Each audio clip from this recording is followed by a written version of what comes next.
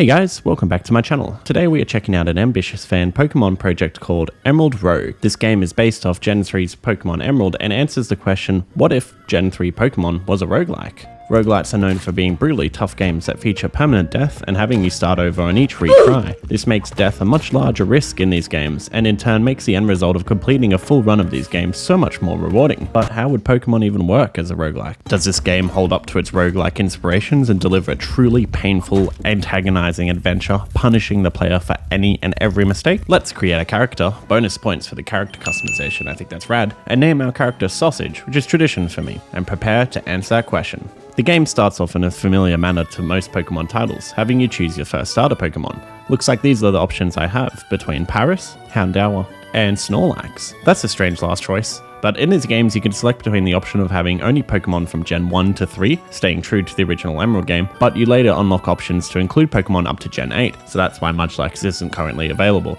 This is a tricky and important choice, but I'm going to go for Houndour. Magma the Houndour. That sounds fitting. The starter you pick is the most important Pokemon in this game, as this game features permanent death for the gym progression story, and Pokemon being permanently released if they faint, similar to a Nuzlocke. The only exception to this is your starter Pokemon, who will always be there, remaining between runs. So I'm counting on you, Houndour. I just hope that typical roguelike elements that are unpredictable don't affect you, and we make it out to the end together.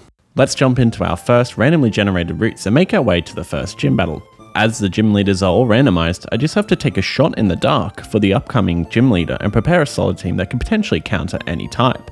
To start my team, I encounter Sableye and catch him, who has been added to the team as Jumanji. Then I also encounter Quillfish, the Unnamed, Anno the Anorinth, and lastly, Onyx the Onyx. This is a solid start to take on the first gym leader, so let's jump right into our first powerful trainer encounter. When entering a gym, you have 3 options before facing the trainer. You can talk to this person on the left to level up your Pokemon to the current gym level cap, which is different per gym. To the right, there is an NPC that will heal your Pokemon only for the first time, and then after that, you have to pay. Even the healthcare in Pokemon is skewed. What has Poke-Earth come to? Lastly, you can predict what Pokemon type the gym leader will have with his statue at the bottom, for a price of course. So let's just jump right in here, and our first challenger is Flannery, which is a solid matchup. I have my fire type starter to resist fire attacks, and Quillfish and Onyx to dish out some stab super effective damage. I start off the fight with Jumanji, who quickly gets poisoned by the gym leader's traitor Houndour. How could you? I thought you were a part of the Houndour gang. And the first death of the game is unfortunately upon us. Rip Jumanji. Other than Jumanji's demise, the fight goes on without any major issues due to the matchup, and we're officially the holder of 1 gym badge.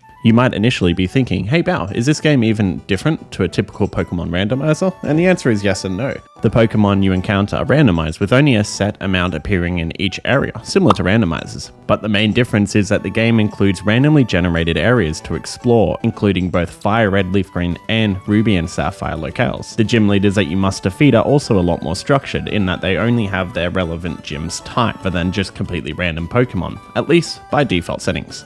Offers a lot more strategy and structure to each major gym and Elite Four battle and how you approach it. Between each major gym battle, you are presented with a choice of what area you would like to enter next, being presented with a keyword such as Swarming for bug types and Fiery for fire types, so that you can help prepare accordingly. This is a great way to plan for catching a missing Pokemon type that your team requires, especially during the late game. Let's prepare for gym number 2, as we need a replacement for Jumanji, rest in peace, and a more powerful team overall. In my areas I run into, I encounter Jinkies the Smoochum, Twister the Dratini, and Charbon's the Charmander. I scoop up these 3 to better prep for gym number 2.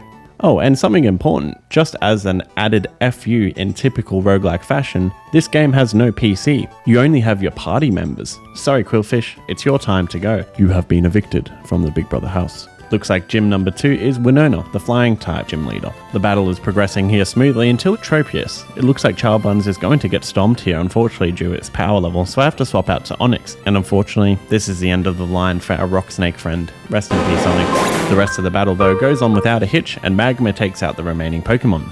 Let's just jump right in and take on the next routes and look for a replacement for Onyx. And to play it safe, and Mightyena has Iron Tail? Well, that's the end of the line for Anno the Anorinth. Rest in peace, little fella. Back to the pools, hot tubs, and beaches section and Twitch streaming for you. In the next area, I encounter Gyarados, which is an awesome mon, so I capture him and officially welcome Gary the Gyarados to the team. The next gym leader approaches, and next we are challenged by Roxanne, the rock-type gym leader. This shouldn't be too much of a hassle with our newly acquired Gyarados. I just have to be careful not to use Magma and other weak Pokemon. And look at that, the battle goes smoothly, and this is the first gym officially without a death. It looks like the roguelike gods are finally shining upon us. When progressing through the map, you'll notice that there aren't just standard routes to go through, and that there are actually a whole plethora of unique events. Some of the most typical ones that you'll encounter will be rest stops and mart stops, giving you the chance to heal and buy resources required for your Pokemon before challenging major gym battles. You can also encounter battle prep stops, which have unique store marts with battle specific items alongside move specific NPCs, including the move deleter, move rememberer, egg move tutor, and special move tutor. But it doesn't just stop at helpful utility stops. This is what I really like about this game. There are some very unique events that you can find in the overworld which really make replaying this game feel fresh and fun each time, and like a full roguelike experience. And speaking of, it looks like there is actually a new encounter here. Let's have a look. The Pokemon quiz? Well, this should be fine. I'm well versed in Pokemon knowledge, and not to brag or anything, but I have beaten the hard difficulty Pokemon quiz at Pokemon Stadium 2. This should be a game well worth taking. Show me what you have, Quizmaster. Oh, only have 2 choices? It isn't even a quiz, but it's only a 50-50 chance, like heads or tails?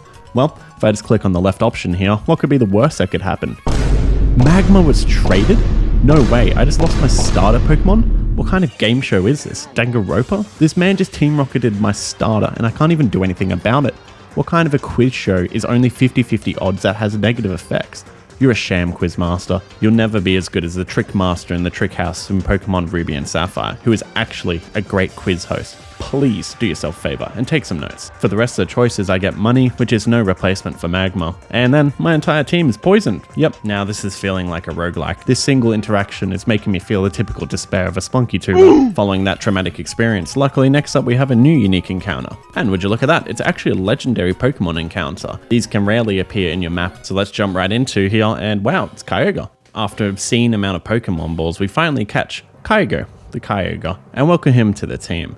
Let's jump right into gym battle number 4 and see who we're dealing with. Next up we have the leader Liza. But wait, where is her twin, Tate? She must be too busy hustling catching Pokemon in Pokemon Go while on house arrest. A psychic gym shouldn't be too much of an issue with my Gary knowing bite and its impressive attack strength, and we're actually able to clear it with no deaths again. Wow, good job.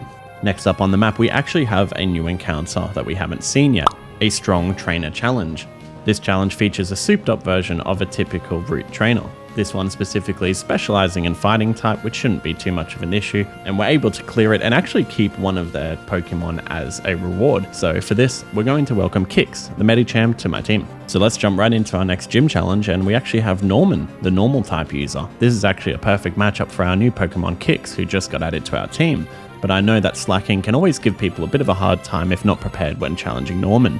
I started with Gary as I didn't know what type it was initially, and then swapped to Dragonite to defeat the second Pokemon, and lastly Kix was able to sweep the remaining Pokemon with their raw power and high jump kick. Norman is defeated and badge number 5 is ours. Let's clear through this next route, and oh my god, by the legends of Arceus, is that a shiny Gloom? That's incredible. Even if they aren't an amazing Pokemon, I've got to use them. They're a shiny Pokemon. With no delay, I hesitantly catch Vileplume and add them to our team. And with this new capture, it's time to make a difficult choice. It's time to get rid of Jinkies, an eye for an eye, and they are officially sworn in as the mascot of this run. We will get this W for you, Vileplume. And what timing? Our next gym leader is Juan, the water type leader. I start as usual with Gary and try to beat his first Pokemon, and I don't want to swap to Vileplume here as they're weak to ice, which I'm sure Juan will have plenty of ice moves up his sleeve. This is easily the matchup I'm least prepared for, so I'm going to have to utilize Gary and Kyogre a lot to stall the fight and slowly take down the Pokemon. Unfortunately, Kyogre is absolutely smashed here by the Relicanth using Head Smash and is defeated soundly. The Pokemon deity of the water was defeated by an ancient Pokemon lurking in its waters since prehistoric times. Ironic.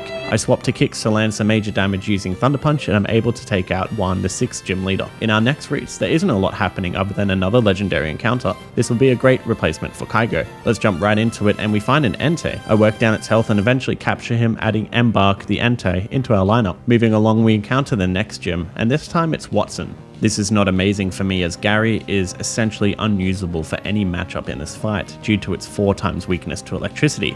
This was a bit of a longer fight, but I was able to clutch out the victory by using our favourite shiny Vileplume to inflict toxic and resist their electric attack, stalling out the fight. With no deaths, let's steamroll right into the 8th gym, the final gym before the Elite Four. I'm going to start off with Dragonite as it is pretty unlikely to get another water gym in a row, and I'm praying for a non-ice gym leader, and it's Brawly.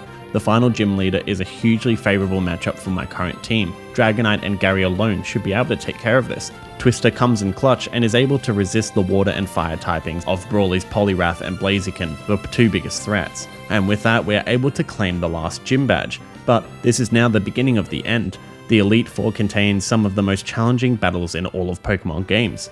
And on top of that, the champion awaits us. To make matters worse, there is no option to pay to predict the upcoming trainer type. We just have to go in blind without knowing their type. And exactly here is a good spot to leave this video. Typical runs of this game take between 2 to 3 hours to complete, and if you ever lose, you'll be sent packing all the way back to the start. This game is easily one of the best Pokemon fan-made projects I've ever played. It is a brutal onslaught of continuous Pokemon knowledge that will have you racking your brain battle after battle. Unlike the absolute randomness and unpredictability of a Pokemon randomizer, Pokemon Rogue version offers a fair, structured challenge with challenging Pokemon gym leader battles that require you to foreplan how to prepare for any scenario.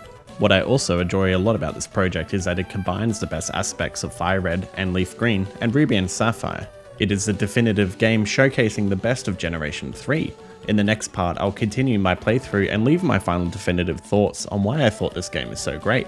As always, thanks for checking out my newest video. I hope you enjoyed the first part, hearing my thoughts on Pokemon Rogue and if it lives up to the title of being one of the most polished Pokemon fan-made projects ever made. If you enjoyed the video, feel free to subscribe to stay alerted for the second part finale of my Pokemon Rogue review and more Pokemon fan projects in the future.